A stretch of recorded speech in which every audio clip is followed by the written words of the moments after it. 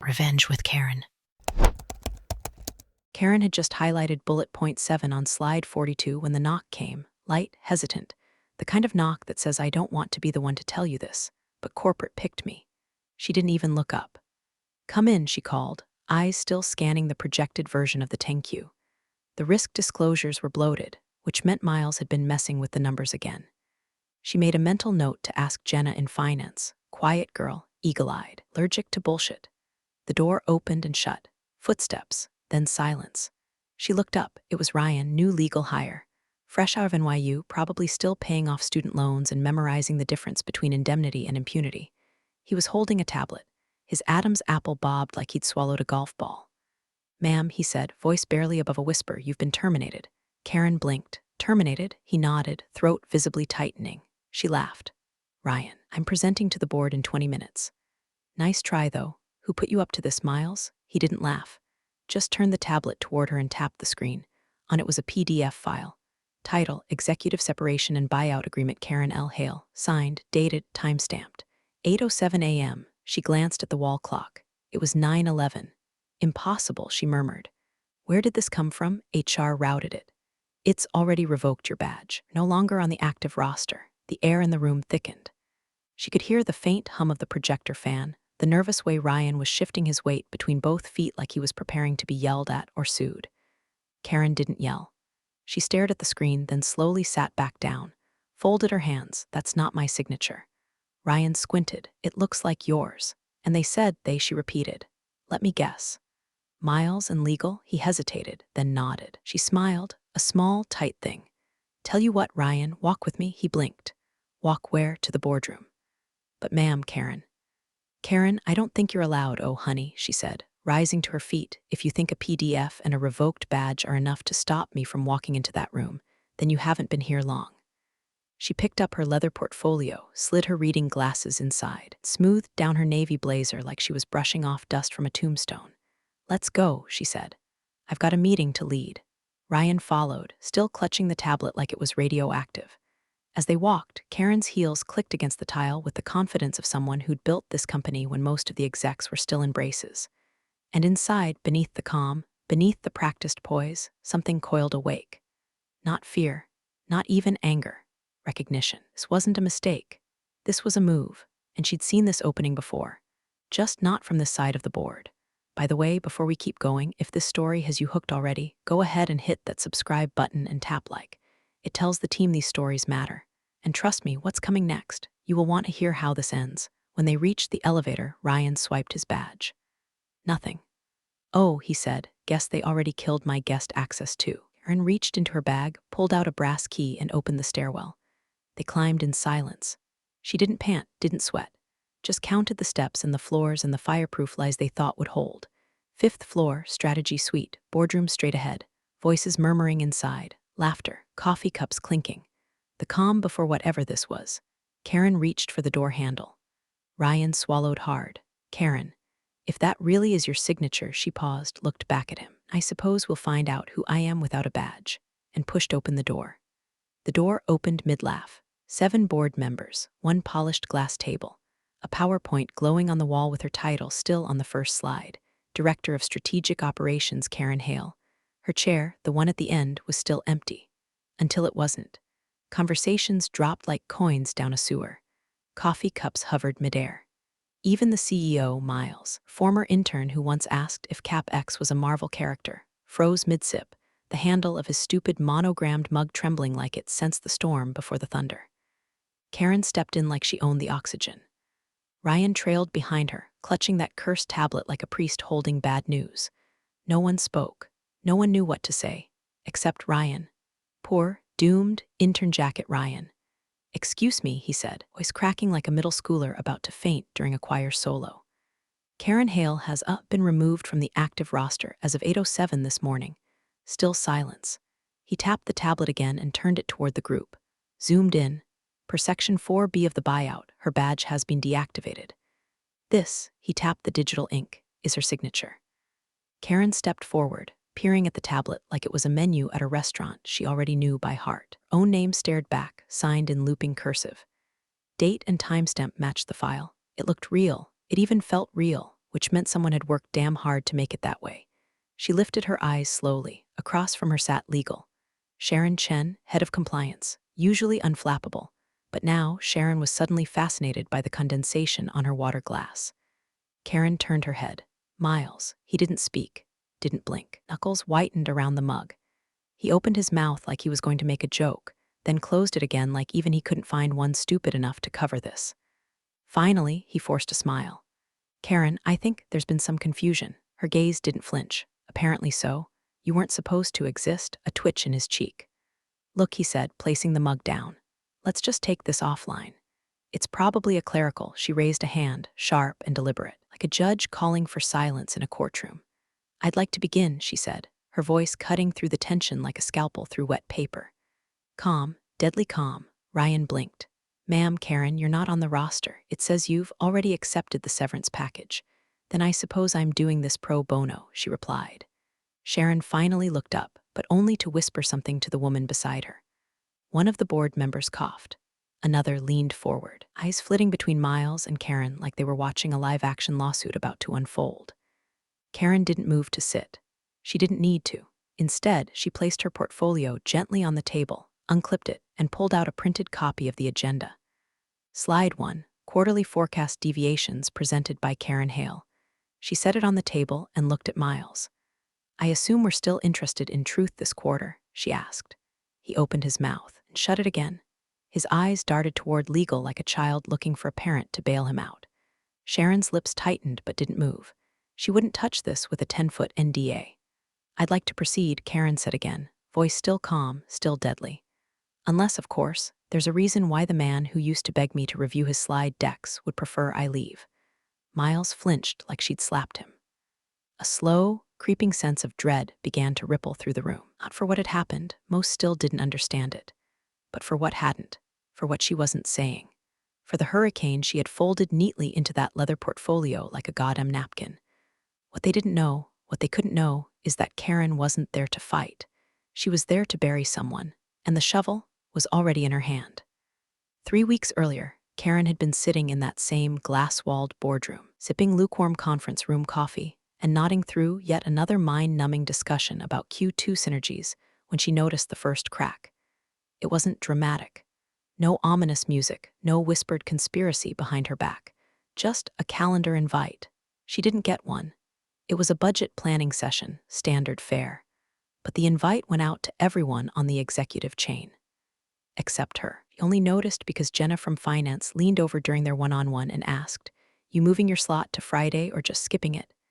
Karen blinked. What slot? Jenna frowned, the budget sync. Miles said he was reshuffling things. Karen smiled, nodded, played it off. Must have missed the memo. She hadn't. There was no memo, no invite, no reschedule, just silence. That was clue 1. Clue 2 arrived via the clumsiest intern in Langford's short but chaotic digital history. Cody, a junior analyst with a caffeine addiction and a habit of forwarding things before double-checking the recipient field. He meant to send the new departmental org chart to Sharon in legal. Instead, he sent it to K. Hale, not S. Chen. Karen opened the PDF on a Sunday afternoon while organizing her tax receipts. She was halfway through sorting mileage deductions when the file loaded. Her name wasn't there. Not a demotion, not a title change. She was just gone. Her entire position, Director of Strategic Operations, had been absorbed into a vague hybrid department labeled Planning and Efficiency, which, coincidentally, was now being led by Miles' new golden boy, Bryce, a man whose only achievement to date was once using the phrase synergistic disruption without choking on his own ego. Karen didn't panic. She didn't text Miles, didn't rage quit or book a therapy session or call HR with a high-pitched voice. Instead, she brewed a fresh pot of black coffee, sat at her dining room table, opened a legal pad, and started writing names. There was a page for assets, a page for liabilities, a page for allies still in the building, a page for ghosts. It was on that last page she wrote one name in all caps, Trillium Holdings LLC, buried deep in her memory like a forgotten password. The name pulsed like a warning light. Trillium had been her old real estate umbrella from over a decade ago, used to hold commercial investments during the 2008 collapse. She'd never fully shut it down, just paid the minimums, kept it dormant. Most execs had a 401k. Karen had a company skeleton in a closet no one remembered existed. She picked up her phone, scrolled past family, friends, and ex-colleagues until she found the contact. Ellis, Dare Tax and Entity MGMT. A voice picked up before the second ring. Karen, Jesus, thought you died or got married. Neither, I need Trillium reactivated, fully, quietly. A pause, still got the EIN. In the folder marked insurance fraud and other light reading, Karen replied. Erder chuckled, God, I missed you. Karen didn't smile. I'll need a proxy structure and a way to hold Class C shares under the shell. Another pause. You expecting rain? I'm expecting fire, Karen said. I just want to own the hydrant. That night, while most of the office was sharing memes about Bryce's overpriced loafers, Karen was rewriting the end of a story no one knew had started. She reactivated Trillium. She updated the agent of record. She filed the share proxy transfer, silent, legal, and so layered in backdated operating agreements and escrow language that even Sharon would need a week and a Xanax to parse it. And she did it all without raising a single red flag. Because Karen Hale didn't rage. She calculated, and the clock had just started ticking. 2 weeks before the boardroom ambush, Karen sat in her office with the blinds drawn and the company-issued tablet propped against a stack of dusty compliance manuals nobody had touched since the Equifax breach. The stylus glided across the screen, her hand moving just enough to mimic fatigue, indecision, age. She paused mid-signature, then started again, deliberately letting the tail of the K wobble like a nervous twitch. Not messy, just uncertain enough to raise no alarms, yet clear enough to validate in a room full of cowards. She hit save as draft, then again, then once more, because someone would dig into metadata if it came to that, and she needed 3 nearly identical attempts, each one progressively more confident, to sell the narrative of a woman too emotionally broken to finalize her exit on the first go. Her resignation letter, crafted in sterile corporate tongue, was bland enough to be believable. After careful consideration and in the interest of preserving organizational continuity, I am opting to accept the offered buyout terms. It read like HR oatmeal, soft, unmemorable, and engineered to clog the emotional arteries. But that document wasn't sent from her account. She logged into the assistant portal using a password she'd cracked years ago while training her last EA. Poor Lindsay. Sweet kid, bad at IT hygiene, still used her dog's name and birthday for everything. Karen had reset the 2-factor token months ago. Not to spy, just to be prepared. Because someday, someone would try to take her out the same way she'd seen happen to a dozen better men before her. And when that day came, she wasn't going to scramble. She was going to glide. Through Lindsay's login, Karen triggered the internal knowledge transition protocol, HR formality used for retiring execs to hand off projects, contacts, and shadow assets to their successors. It was a boring process. Nobody read it closely, which made it perfect. She assigned most of her major duties to Bryce, the golden retriever in a Gucci belt that Miles had been grooming for months. She even threw in a few strategic red herrings, aiming irrelevant priority clients, and fabricating a nonsense side project called Opal Matrix Assessment. The kind of thing that sounded important enough to distract, but useless enough that no one would ask twice. Then came the real move, her share proxy. Langford Systems had 3 classes of shares. The Class A's were for public trade. The Class B tickets were for internal partners and vesting execs. The Class C tickets, rare, dusty, and quietly forgotten, were issued to early investors and strategic advisors during the company's scrappy infancy. Karen had 5 of them.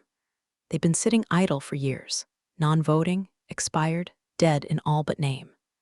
Except one tiny clause in the 2003 operating agreement, written by a now-defunct law firm and buried in a scanned PDF so pixelated it looked like it had been faxed through a hurricane. Find a triggering event as any involuntary executive separation not resulting from board vote or ethics breach.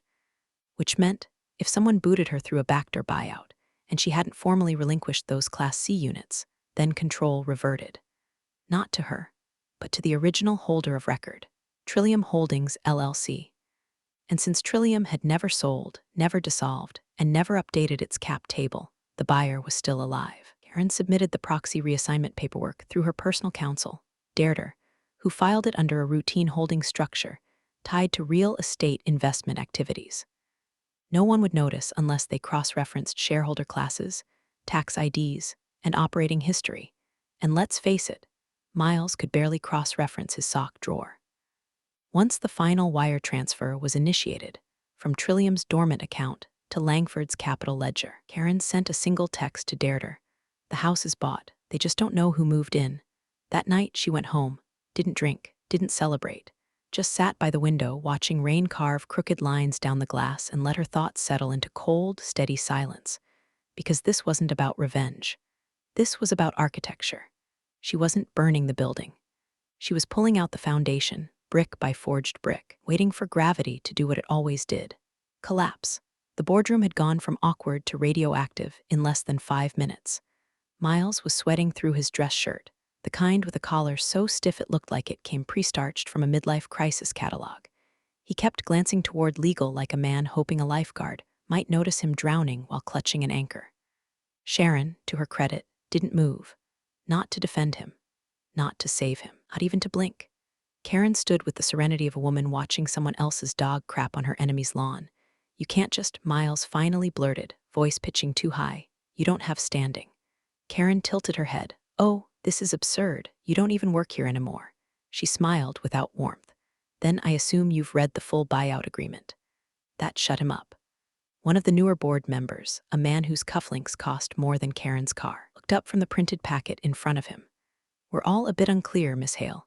Perhaps some context. Karen nodded, of course. Ryan, would you please scroll to section 6.3? Ryan, still standing near the back like he was trying to phase through the wall, fumbled the tablet and nearly dropped it. Yes, ma'am, yes, Karen. He tapped and scrolled. The room watched in brittle silence. Only the projector hummed, casting the agenda's title across the wall like prophecy. Ryan cleared his throat. Section 6.3, Reversion of Strategic Authority and Proxy Voting Rights. He looked up. It says, upon execution of the buyout agreement, all strategic authority and associated board proxy privileges shall revert to the original holder of record for Class C equity units, unless expressly reassigned prior to termination. Karen clasped her hands behind her back, letting the words marinate. Cufflink man narrowed his eyes. And who exactly holds the Class C units? Karen's voice was level. They were originally issued to Trillium Holdings, LLC. The entity was reactivated 3 weeks ago and retains full ownership. Another board member, the youngest by at least 15 years, leaned forward. And you're affiliated with that entity? Karen smiled like a guillotine. Trillium Holdings, LLC. A silence dropped so hard it cracked the air. Even the building seemed to hesitate. Miles finally spoke again, his voice pinched. This is legal gymnastics. This is fraud. Karen raised a brow. Fraud would require deceit. The documents are publicly filed. Share transfer logged with the Delaware Secretary of State. EIN traceable. Proxy authorization notarized and delivered. You can verify every page. Sharon shifted in her seat, pulled a folder from beneath her chair, and began leafing through it like a woman aging in real time. Karen turned toward the rest of the board. When the buyout was executed, you triggered that clause yourselves. My employment status became irrelevant. The company's own structure, written under your predecessors, assigned all voting authority back to the equity holder of those Class C shares. And since no reassignment was made, she continued, Trillium assumed control of my voting proxy, strategic permissions, and she paused for effect, the board's seat itself. Miles looked like someone had just whispered the date of his death. But we had unanimous consent, he sputtered. From people who didn't read what they were consenting to, Karen said, turning toward the projector. Slide 2, please. The next slide bloomed onto the screen. Title, Trigger Clauses, a Review of Oversight in Corporate Governance. In other words, you idiots handed me the keys, thinking I was walking out the door. Cufflink man stared at the screen, then at Karen. You orchestrated this. Karen met his gaze. I defended myself with the tools you gave me. Miles half rose from his chair. You manipulated the system. No, she replied coolly. I understood it. The board shifted. Quiet murmurs. Phones buzzed under the table, texts to assistants, legal teams, PR firms. The beginning of damage control. But it was too late. They hadn't just failed to fire her. They'd accidentally crowned her. And now the woman they tried to erase was standing in their boardroom, legally backed, meticulously prepared, and holding every card they didn't even know they'd dealt. Karen stepped forward slowly, and turned over the next page of her portfolio. "Shall we proceed?" she asked. Nobody said no. 8 days before Miles tried to delete her existence with a PDF and a smug shrug, Karen sat alone in her kitchen with a bottle of $12 Malbec and the original incorporation papers for Trillium Holdings spread out across the table like sacred scripture. The file folders were cracked at the spine. Paper clips rusted at the corners. There were coffee rings on half the operating agreements. It all smelled like paper and memory and quiet vengeance. She had kept it all in an old fireproof safe in her garage, tucked behind Christmas decorations and expired warranties. Trillium Holdings LLC had been born in 2007, back when Karen dabbled in commercial real estate investments during the pre-crash boom. It was clean, quiet, structurally sound. She used it to hold property titles and tax-sheltered assets with 1 or 2 silent partners. Eventually, those ventures dried up. The market collapsed, partners retired, and the properties were sold. Karen never dissolved the entity. She kept paying the annual fee, kept the mailing address active, renewed the agent of record every year like a ritual, just in case. Because when you've sat through enough reorgs, enough board bloodbaths, enough smiling CFOs with dull knives behind their backs, you start to understand. The way to survive isn't to climb the ladder. It's to build your own and wait for theirs to rot. She ran her fingers along the embossed seal of the original share certificate. The Class C units weren't flashy. They weren't listed anywhere digital. They were issued as a favor. Karen had been instrumental in brokering a partnership back in the company's early days, and Trillium had held equity as a strategic anchor. Everyone forgot about it. Karen didn't. She opened her laptop, accessed her registered agent dashboard, and began the quiet resurrection. First, she filed the reactivation notice with the Delaware Division of Corporations. Standard LLC revival with continuity of structure. No flags, no alerts. Second, she amended the operating agreement to include specific proxy rights tied to any voting authority associated with legacy Class C shares. It was, legally, just clarifying old language. But in practice, it meant Trillium would now vote as her on anything tied to that equity class. She assigned a secondary proxy, Dared her estate lawyer, just in case she got hit by a bus or Miles decided to accelerate that outcome. And finally, she filed a UCC financing statement declaring Trillium's interest in non-diluted strategic shares and residual equity control under the Langford Systems charter. Dry language, deadly implication. The paperwork went out that night. Certified mail, electronic backup, encrypted upload. It was done. Morning, Trillium Holdings LLC was no longer a tax season ghost. It was a legally reconstituted stakeholder with teeth. Karen sipped her coffee the next day while scrolling through Slack messages from colleagues who still thought she was on the chopping block. One even sent her a job opening at a competitor. "Just in case things get weird," the message read. Karen typed back, "Appreciate it. I think weird might be putting it mildly." She didn't bother to explain. Let them keep underestimating her. Let them think she was drifting into semi-retirement, planning yoga retreats and gardening blogs. Let Miles practice his victory speech in the mirror while adjusting his cufflinks like he hadn't sold his soul for a corner office.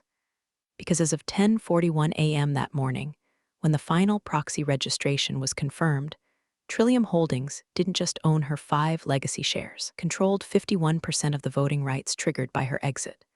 The buyout wasn't a removal, it was a reset. And the moment they filed it, thinking they'd shoved her out the door with a gold watch and a pat on the back, they'd handed her the entire damn boardroom. And now, while they scrambled to decode what she'd just done, she was already 2 steps deeper. Because Karen didn't play games. She designed the rules.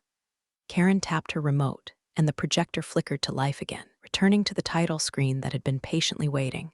Quarterly Strategic Alignment presented by Karen L. Hale. The cursor blinked on the edge of slide 1 like it too was holding its breath. No one moved. Miles shifted in his seat, sweat blooming beneath the arms of his dress shirt like a guilty halo. "This meeting isn't valid," he said, voice brittle. "The current board configuration doesn't." Karen didn't raise her voice. She didn't need to. "You're right," he said evenly.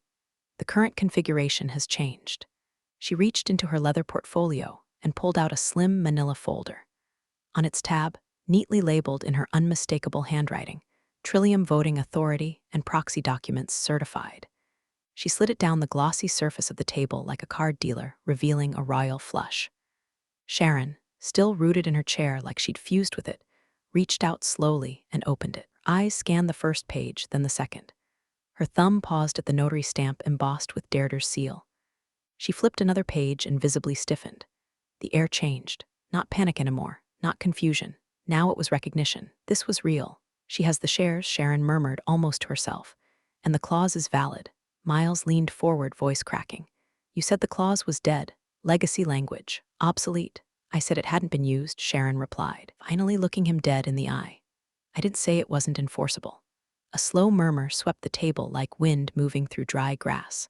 One of the older directors, Mr. Warren, leaned back in his chair. Silver hair, 5 decades in telecom, and a memory that stretched back to when cloud storage meant a locked drawer. She's within her rights, he said, voice calm. She holds the proxy. Trillium's registration is clean, and the board seat was never revoked formally. Turned to Karen, giving a nod that bordered on reverent. Let's proceed. Miles half rose from his seat. We need time to review this. You had time, Karen cut in, flipping the folder closed with a soft snap. It was called due diligence. You skipped it, because you were too busy assuming the old woman in the corner office would go quietly. She clicked the remote again. Slide 1 appeared, white text on a navy background, minimal, clinical, unmistakable. Agenda, executive succession review. You could hear the collective exhale of suppressed surprise. One of the newer directors leaned forward. Succession? Karen nodded. Given recent events, unilateral terminations, bypassed votes, misuse of authority, I believe the board has sufficient cause to evaluate current executive leadership under the accelerated review provisions of Section 9.2. Miles looked around the room like he couldn't quite believe it. Can't do this? Karen turned to him, head slightly tilted. You've said that 3 times now. I'm still here. You're still sweating. And the board still has quorum. Sharon cleared her throat. She's correct. The clause triggers an automatic review if strategic operations are disrupted due to an unsanctioned executive action. Cufflink man straightened in his chair. And the termination of a board member via unsigned authority would qualify. Sharon didn't look up from the documents. Yes, it would. Miles turned to Warren. You've known me for years, and I've also known Karen, Warren replied. She trained half this table. Hell, you were her intern. Let's not pretend she hasn't kept this place upright for 2 decades. Karen's face didn't change. No smile, no smugness, just precision. She turned toward the wall screen and tapped the remote again. Slide 2 loaded. Risk implications. Strategic oversight failures fit graphs. Charts. Highlighted bullet point labeled unauthorized budget modifications. I'm not here for revenge, Karen said, looking at the room. I'm here because someone needs to make sure the next 6 months don't destroy what the last 22 built. Another board member, arms crossed, nodded slowly. Then we moved to discussion, he said. Karen stepped back, arms folded loosely across her chest. Let the jackals chew on each other now. Her work was already done. And Miles looked like a man just realizing he'd been evicted from a house he tried to bulldoze, without checking the deed. The turn had begun. Miles cracked. It started with a tremor in his voice, a slip in the polished cadence he'd practiced since LinkedIn started selling ambition in PowerPoint form. Then came the stammering. Then the volume. This is sabotage, he snapped, slamming his palm on the table with the flair of a man who'd watched Succession too many times and learned all the wrong lessons. She planned this. This is a hostile power grab. Karen didn't even blink. You signed the buyout, Miles. He froze, hand still pressed to the table like he thought pressing harder might stop time. You tricked us. I didn't trick anyone, she cut in, her voice like dry ice, cold and hissing under the surface. I accepted the terms. You drafted them, insisted legal rush it through. You refused independent counsel. Sharon, still thumbing through the folder, didn't look up. He did. Excuse me? Miles whipped toward her. You told legal to fast-track all terminations, she said, flipping to a printed email chain. Your exact words, I don't want the old guard slowing us down. Clean sweep. No pushback. She slid the paper across the table.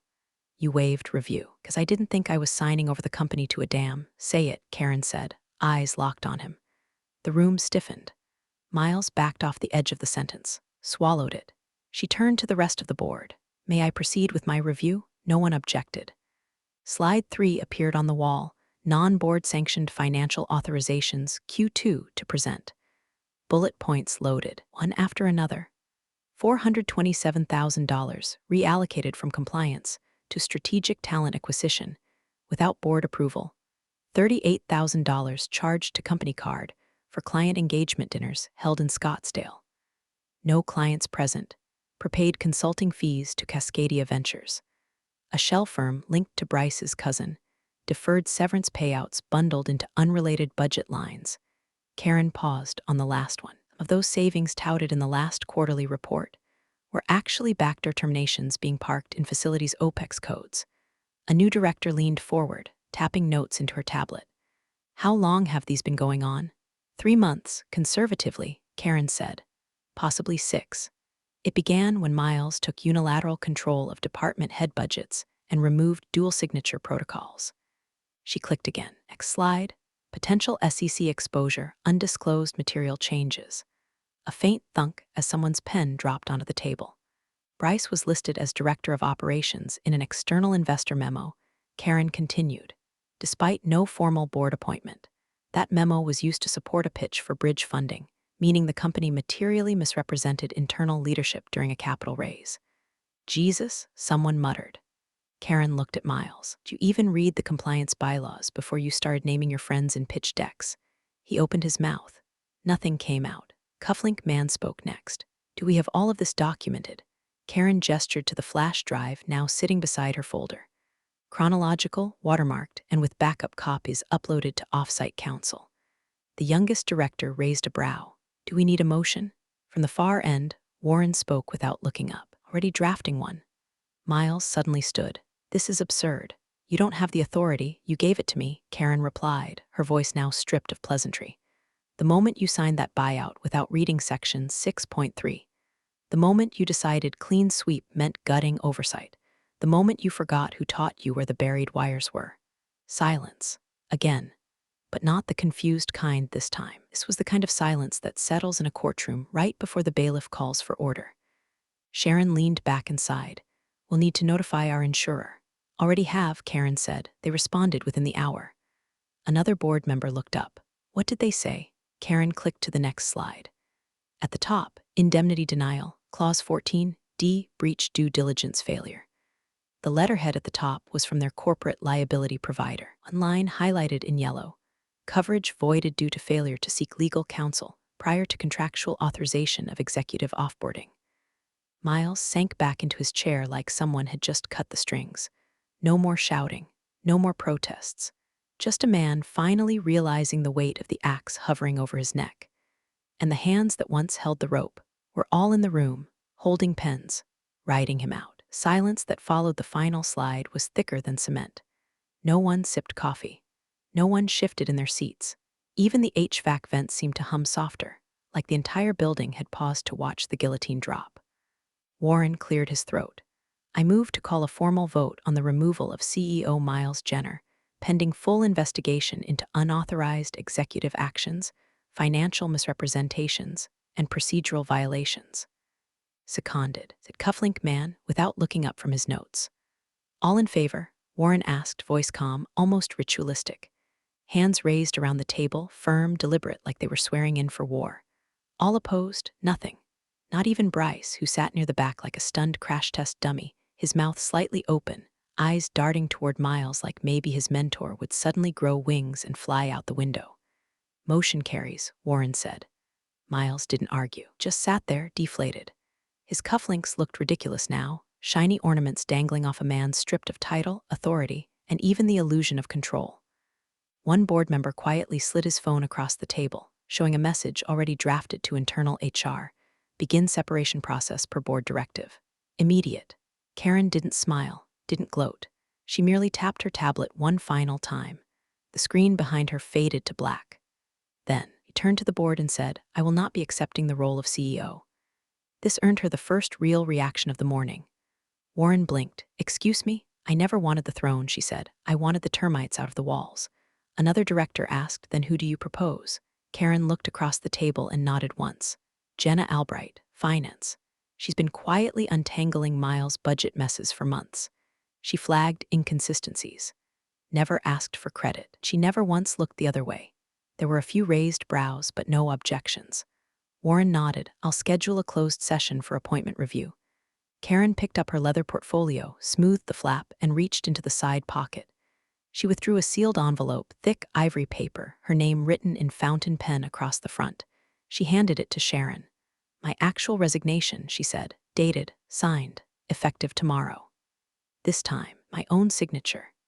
Sharon took it with both hands like it was a lit match. Karen didn't wait for applause, didn't wait for protest. She simply nodded once, turned, and walked toward the door. The room exploded behind her, phones dialing, voices rising, assistants summoned, legal asked to stay behind. Bryce asked something about severance caps and was met with stares sharp enough to draw blood. Karen didn't turn back. She walked past the empty reception desk, through the corridor that still bore her name on half the internal routing charts, and pressed the elevator button. As she waited, she pulled her phone from her bag and opened a note. One line sat alone at the top. "If they ever come for you, don't fight them head on. Make sure they trip over the rope you already tied around their ankles." The elevator dinged. She stepped in. Doors closed. Down she went, calm, silent, unchanged. They tried to erase her. Instead, she'd rewritten the ending. And when the elevator doors finally opened on the lobby floor, Karen Hale didn't just walk out. She left them in pieces, trying to reassemble a game they thought they'd already won. Thanks for joining the fun, you office survivors. Subscribe for more switch-flicking drama. Let's make your former coworkers sweat.